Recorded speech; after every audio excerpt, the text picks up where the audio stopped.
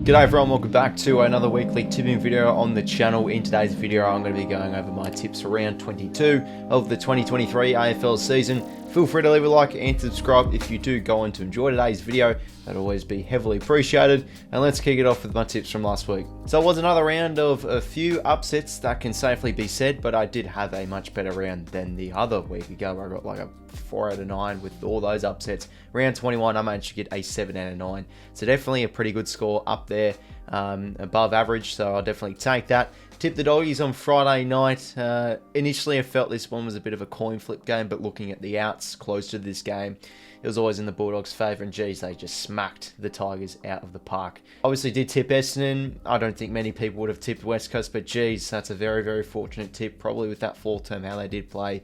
Very sort of lucky not to drop that game. Credit to West Coast though, they were very, very gallant in defeat, and probably a win-win for them because they've played well, they've lost, and they've kept pick one. How bloody good, but yeah, definitely a very fortunate tip in the end. Tipped Adelaide against Gold Coast, even though the Suns sometimes play a right Adelaide Oval. The Crows at home, especially off the back of that massive showdown win, in great form. You back them in, they win pretty comfortably in the end. Yeah, tipped the Pies. I did state comfortably that I just think this is a bridge too far for the Hawks to win.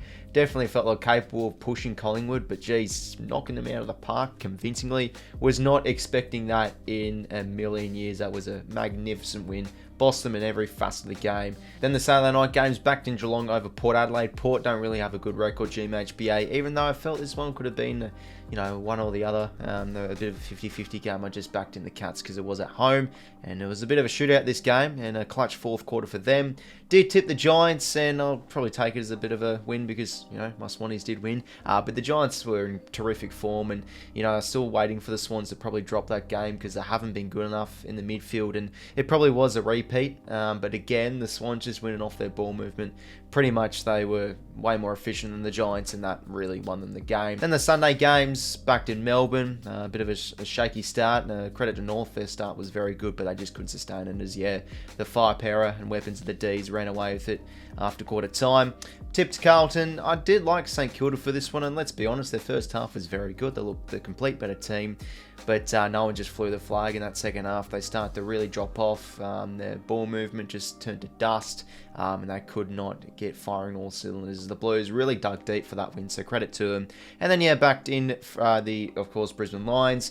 Even though I felt Freo would definitely be a chance for this game, the Lions, they, yeah, dug deep in that fourth term lead. It stood up, and they'll take a very close win over a very gallant Fremantle side whose season is, of course, done. So, yeah, 7 out of 9, not bad. Let's now move on to the tips for this week. So we kick it off with Friday night footy. This one's a huge one here. Collingwood versus the Geelong Cats. Now this has a bit more spice to it, obviously, since the Pies are now really out of form. They've dropped the last 2 games, and I just feel like with just the little things, the 1%ers and sort of like the efforts they make with every single, you know, like smother or spoil, all those little 1%ers, they've just really dropped off a bit. I feel like they've probably maybe gotten a little bit complacent or comfortable, given how strong they have been this whole season. So yeah, they are a little bit off in a few areas. One is definitely they haven't been able to move the ball like they have used to. I feel like a few teams have been able to go to homework on restricting the Pies' ball movement, and they've just been out hunted the past 2 games. So the Cats will definitely be licking their lips. They're a bit of a harder team to get a grasp on with tipping this year. Geelong a little bit inconsistent, but if there's a good Geelong side turning up, you feel like there'll be every chance here. Pretty sure Tom Hawkins is genuinely a chance to come back this week, so that's huge. Blitzarves is still massive out for them, so they'll definitely need a few of those younger bodies, a few of those you know, star quality players that have shown a few glimpses like your Tanner Bruin and Max Holmes to really get firing in that coalface. Of course, the big news for the Pies is no Nick Dacos, so how will they fare without him? Will they try and move the magnets around a little bit more in the midfield? Do they put 𝐼𝐿𝐼𝐿 a little bit more forward, get him playing a bit more of a mid-forward role because he's been predominantly, of course, a midfielder? So yeah, there's all those questions there. This is a hard one, really. You probably do back in Collingwood, maybe, just because you're still expecting that bounce back. But a few teams have been able to go to homework on the Pies. And look, I think when the Cats are up and about, they are very, very good defensive side. And when they do play well, they just fire on all cylinders, and every single one of those their plays just has a very good output. So it's a big game for the likes of their role players, and even like your grind Myers and everything. So this one is a bit of a tricky one to go with here. I just can't trust these both sides really at the moment. So because of that, I think I'll just back in the Pies. It's at the MCG as well, so that's probably where genuinely they do play their best footy. But it won't shock me if the Cats do get up and about for this game. They've just got to really own in the coalface. But without blitz stars, it still does concern me in the long run for the Cats. But we'll see how they go. Yeah, Pies without Dacos does really hurt them. But yeah, I think they get back to their best in terms of being able to move the ball. And when they're up and about, they can really pick out their targets inside 50 well. And they need to be strong off the intercept. That's where they've been restricted a little bit, the Pies. So I feel like this week they can get it right. And so yeah, I'm going to be going with Collingwood with this one. And yeah, a bit of a end-to-end game. I feel like this one could have a lot of lead changes. We go the Pies to win a bit of a shootout. We'll go Collingwood by 14 points. Now I move on to the Saturday games, and the first one we got here is North Melbourne hosting the Bombers at Marvel Stadium. Well, it was sort of like a bit of last week where the Dons first another bottom two side of West Coast gave them the easy tip, and they pretty much lost, let's be honest, if it wasn't for Carl Langford. They were honestly just terrible, but I feel like Essendon have been a little bit inconsistent this year in a few of those games. Sometimes they can look like absolutely shocking. The next week they can come out and play, really brave style and play great footy against some better sides. So, yeah, you feel like, I really don't know, to be honest. I feel like Essendon either just win a really scrappy game or they just win big. North Melbourne, do I give them a chance for this here? I mean, they were very good in the first term against Melbourne. It was a great indication that, hey, this could be the future of North Melbourne. This is, looking like the up. Very promising start, but there's just something with that team at the moment. I think they're just defensively weakly minded, and they just don't really have much of a winning culture, and it's just the same old stuff. Can't really play 4 quarters. So do I give them a chance here against Essendon? Maybe for a quarter or two, they push it up to them, but I just expect the Dons to really get back to their, not back to the best, but just to really bounce back after a poor display. But if they allow North Melbourne to walk out of clearances and stuff, where sometimes North can actually be a decent clearance side and Essendon can have their troubles defending ball movement, could be a chance for a sneaky win, but I'll just back in Essendon. I think they'll, improve from last week and get a nice, comfortable win here over North Melbourne. I think this one could be a bit of a tight game, but the Dons run away with it with a good second half and win by 26 points. Next game here, we got the Swans hosting the Gold Coast Suns at the SCG. Well, this is probably one of Sydney's biggest bogey sides out of any team in the competition. Gold Coast have a very good record at the SCG. They love playing there. They love nubbing a few wins off the Swannies. And now we think with 𝐼𝐿𝐿𝐿 out the door, are they now going to start pinching any more wins? Because it's just always been a thing when 𝐼𝐿𝐿𝐿's under the helm, the former assistant coach of the Swans. He's just always been able to find a way to get a few cheeky wins against the Swans. But hey, Gold Coast, it's weird. They've been inconsistent. Look at the last 5 games. Loss, win, loss, win, loss, win, all that. They just are they're a team you can't write off. You can't really look at a few of their poor performances and say, hey, they look terrible, they're done. Because they can still come out and play a really good brand. Look against the Brisbane Lions. I felt from a little bit of that game against Adelaide, they were quite decent too. But they haven't been able to play 4 full quarters. And yeah, I don't know. I feel like their season is over, but they still want to play really strong. The Swans have got massive stakes for this game. They're still alive, sitting in a final spot. And usually, at the moment, I just think Sydney's in great form. Granted, their coalface and their contested game, or the contestability around the ball and in the coalface, hasn't been too great. They've just been really good going inside 50. I feel like their forward line's been humming at the moment. They've been moving the ball really well. And just because of that, I think I will back in Sydney. Even though it won't shock me if Gold Coast get the bit of the upset here.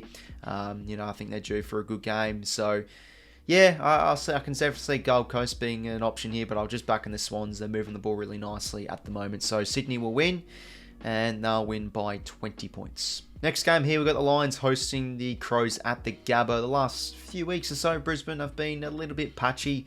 Of course, their loss against Gold Coast wasn't great. And then last week, they didn't really play great against Fremantle. They got the job done, but their midfield in that first half was contained quite well. And I feel like well, Adelaide, if they're a chance to win this game, they've got to really shut down a few of those important plays. Try and restrict Harris Andrews. Try and not let him get in the air, and take away a bit of his space in the air. And, they've got to really try and shut down Dunkley and, of course, Neil does maybe Laird or Dawson try and put the clamps on them. So they've got to be big in that area. They still have dangerous options in their forward line, Adelaide. So I honestly really like them for the upset here, but it's just, this is the thing with Brisbane. They can be a little bit patchy in form, but once they return home, they play good footy. So I'm just going to be going with a safe tip here. I'm not trying to write off Adelaide too quickly. I think they're a good chance here, but there's just something with the Lions. They always come back home. They play a good brand of footy, and they're due for a good game. So yeah, I'll go Brisbane for home. It's a bit of a bitch tip, but Brisbane at home is just like almost like Geelong at 𝐓𝐿𝐴. But I feel like they will play well this week. And also Adelaide's defence, no Murray, no Duday. It's a very young and inexperienced backline. So I feel like with their star forwards, they can really expose Adelaide's defence a wee bit. So yeah, Lions will win, and they'll win by maybe a bit of a closest game. We'll go around 4 goals. Go Brisbane Lions by 22 points. Saturday night footy here. We do have the Blues hosting the Demons at the MCG, 7:25 p.m. Should be an absolute ripper of a game, this one. Now, remember doing this one in my last 5 rounds predictions video the other week ago, around a fortnight ago. I tipped Carlton in this one. And honestly, with how they have been playing as of late, they still keep on winning. And they're a very good chance here. I feel like these are probably the two most, in fact, yes, they are. They're the 2 most informed teams in the competition. So we don't want to underrate this this matchup here. This could be, this is a big game. Both teams are really up and about. Melbourne have really improved the last few weeks, their ability to score. They've been tinkering around their forward line. They've been inconsistent early in the year, but now they're starting to hit their straps. I don't know what the situation is with 𝐻𝐻𝐵𝗵𝗏, but I'm pretty sure he is out injured, so that's going to be a massive out. So Van Rooyen or someone of those types really need to stand up, just like Joel Smith or something moving in their forward line. Maybe Ben Brown comes back in, I'm not too sure. But let's not forget the massive in for the D's is, of course, Clayton Oliver. He's finally making his return, and he's just such an impactful player. Are we going to expect an instant impact when he comes back, or will we, expect a bit of a slow one? But just with that addition, I can really see Melbourne beating, honestly, Carlton around the ball quite convincingly. So because of that, it probably does make me sway my tip towards the D's. But yeah, Carlton, I felt like, the ways they've been winning have been very good. They've been winning big games, and they've been winning games when they're sort of down and out, but they need to dig deep and win, like 𝐷 Kilda last week. So yeah, they're getting some great winning experience and winning culture in the side at the moment. So I really like Carlton for this game. But yeah, Melbourne are still one of the top teams in the comp for pretty much every facet in the game. And they're a team that can score. So they are a very dangerous team. And yeah, maybe because of that, I probably will tip them. But I don't know. I just love the Blues at the moment. They're playing some good footy, and I might have to hop on the bandwagon. Charlie Curnow was contained quite well last week. So, it's a big game for Lever and May to try and quell his influence again. But that's the thing with the Blues. They're getting a lot more, focal points in their forward half, thanks to their half forwards, and the pressure's great. And obviously, without Chero will hurt them, and no Walsh too. But I think they can find the way, the Blues. They've just got really good belief. They're in great form. Heck it, let's just go with the Blues. We'll back them in, and they'll win Saturday night footy in a thriller. I reckon this one can go right down to the wire. The Blues to win by 6 points. Then the other Saturday night game here, we do have the Western Derby, and this one's now pretty interesting because West Coast the past 2 weeks have played very good. They won, of course, against North Melbourne, finally getting that win, and honestly, they really should have beaten Essendon. The way they moved the ball was really good, and that's where they've been actually quite good the past fortnight. West Coast, they've been able to move the ball a wee bit better. They've been able to take control with their uncontested marking sort of game. But at the expense of Essendon, they just could not defend their ball movement. They were terrible at that. But, the likes of Tim Kelly were huge. But now when you do think about it, Shannon Hurn retiring. Of course, 𝐼𝐻𝐿𝐴 now retiring. So does that lift the playing squad to maybe pick up an upset win here? So I feel like no matter, just look, if you look at the records aside, I think this game is just going to be, a bit of a fight to the death. I think like maybe this one could really go either way. But yeah, Fremantle played really well last week. They were gallant in defeat. They're really good defensively. I felt they won the midfield battle for the most part against Brisbane. So yeah, if they can beat up West Coast, let's be honest, in the midfield battle, they probably should win this game. You still probably can't trust West Coast for a tip. And yeah, because of that, I'll go Fremantle, even though I do like West Coast for this one. I feel like the spirits are high, and they've actually been playing some pretty respectable footy. But yeah, Freo win this one.